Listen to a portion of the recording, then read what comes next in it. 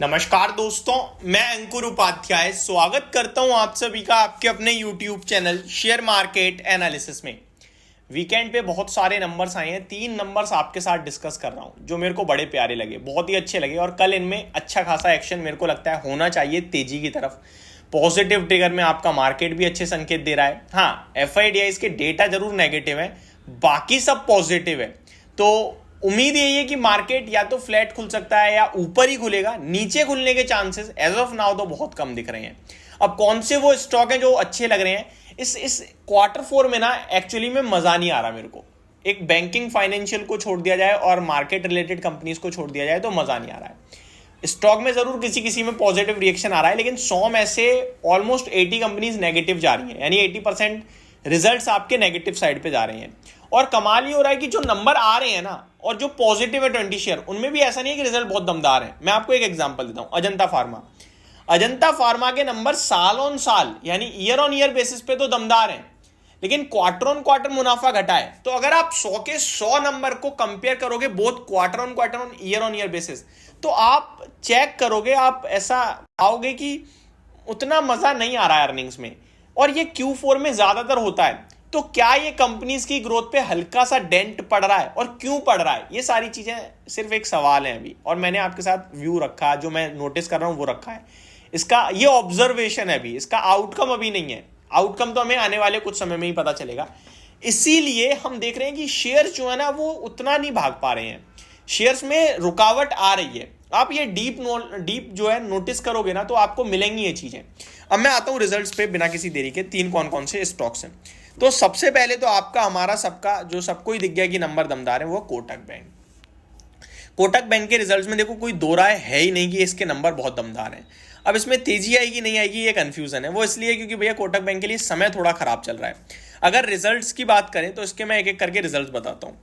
3500 करोड़ के मुनाफे के सामने 4130 करोड़ का मुनाफा साल दर साल कंपनी ने बनाया है। बाजार के अनुमान को हैवीली बीट करा है। बाजार मान के चल रहा था कि मुनाफा 200 करोड़ घटकर आएगा, लेकिन उसके सामने कंपनी का मुनाफा 20% बढ़कर आया।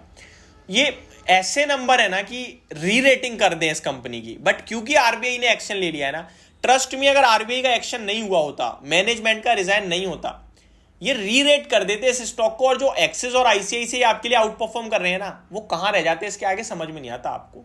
बट क्योंकि प्रॉब्लम है इसलिए स्टॉक कितना चलेगा नहीं चलेगा ये सवाल है। लेकिन एक चीज तो हो गई क्लियर, इन्वेस्टर्स को इस शेयर के साथ बने रहना है। इस शेयर की परफॉर्मेंस देख के उन्हें कॉन्फिडेंस आ गया होगा, और ये बहुत जरूरी था कोटक बैंक से। तो Kotak bank buy on dip बन चुका है। और दूसरी बात, इसको जो 2-2.5 साल देगा वो पैसा बनाएगा, रिजल्ट बता रहे हैं। आगे अगर इंटरेस्ट आने वाले समय में थोड़े हो सकता है नंबर दिक्कत में आए, क्योंकि आप देखोगे Q1 में ये डेंट पड़ेगा न्यू एडिशन का, कस्टमर एडिशन का, उसकी वजह से डिपॉजिट्स कम हो सकते हैं, वो डेंट पड़ेगा। लेकिन बेस कमजोर, अगले साल सोचोगे तो बेस कमजोर है आपका, तो मुनाफा दोबारा ज्यादा दिखेगा। ठीक है, आता हूं वापस से। इंटरेस्ट 9,800 करोड़ की जगह 12,300 करोड़ का इंटरेस्ट बैंक ने बनाया, तो ये भी दमदार था। जीएनपीए 1.73% के सामने 1.39% रह गए, तो बहुत दमदार है। एनएनपीए एग्जैक्टली 0.34 पे ही है। एनआईआई कंपनी के 6670 यानी 6,670 करोड़ से बढ़कर 6,909 करोड़ पे आए हैं, तो ऑलमोस्ट मेरे को अच्छा लग रहा है सब कुछ।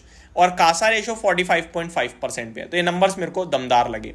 दूसरे स्टॉक की तरफ बढ़ता हूं आगे, जिसका नाम है बिरला कॉर्पोरेशन। बिरला कॉर्पोरेशन की बात करूं तो इसके नंबर्स भी मेरे को सीमेंट पैक में उतना कुछ खास मजा नहीं आ रहा, लेकिन इसके नंबर इंटरेस्टिंग लग रहे हैं। अगर प्रॉफिट देखे तो 85 करोड़ के सामने 193 करोड़ का थम्स अप है। इसके भी I think quarter on quarter दमदार नहीं है, ईयर ऑन ईयर बेसिस पे ही दमदार है केवल।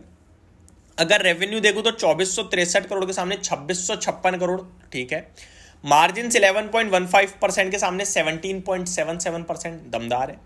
अगर कामकाजी मुनाफा देखें तो 275 करोड़ की जगह 472 करोड़, तो दमदार लग रहा है। अब आता हूं लास्ट, आपका लास्ट स्टॉक है काबरा एक्सट्रूशन। और एक और स्टॉक है जो मैं आपके साथ डिस्कस करूंगा, टोटल 4 हो जाएंगे। ये नंबर आप देखोगे ना, आप कहोगे क्या नंबर है काबरा के। साल दर साल देख लो या year on year base, quarter on quarter देख लो, कहीं भी मैं आपको बताता हूं। 12 करोड़ से बढ़कर 17 करोड़ हुआ है साल दर साल मुनाफा, और 3.3 करोड़ के सामने 17 करोड़ हुआ है क्वार्टर ऑन क्वार्टर। दोनों जगह तंगड़ा जम, और क्वार्टर ऑन क्वार्टर तो 5 गुना हो गया मुनाफा, 6 गुना। रेवेन्यू देखोगे तो 178 करोड़ के सामने 168 करोड़ रह गया है, साल दर साल रेवेन्यू घट गया हल्का सा ईयर ऑन ईयर बेस पे, लेकिन क्वार्टर ऑन क्वार्टर 124 करोड़ की जगह 168 करोड़ है, तो दमदार। मार्जिन्स 13.15% से बढ़कर 16.61% हो गए, तो सुपर्ब है। एंड कामकाजी मुनाफा 23.4 करोड़ के सामने 28 करोड़ का आ गया है साल दर साल, तो बढ़िया है। और कंपनी ने ₹3.5 प्रति शेयर का डिविडेंड भी दिया है। Last but not the least एक एडिशन है एमआरपीएल, ये नंबर भी मुझे जोरदार लिख रहे हैं, लेकिन स्टॉक भागा हुआ है इसलिए मैं इसको अभी इस वीडियो में कवर नहीं कर रहा हूं। तो ये मेरी तरफ से आपके लिए 4 स्टॉक थे जिनके नंबर मेरे को दमदार लगे, स्टॉक टू वॉच है मेरे लिए कल। होप आपको ये सारी जानकारी समझ में आई होगी। Thank you so much for watching this video, have a great day guys.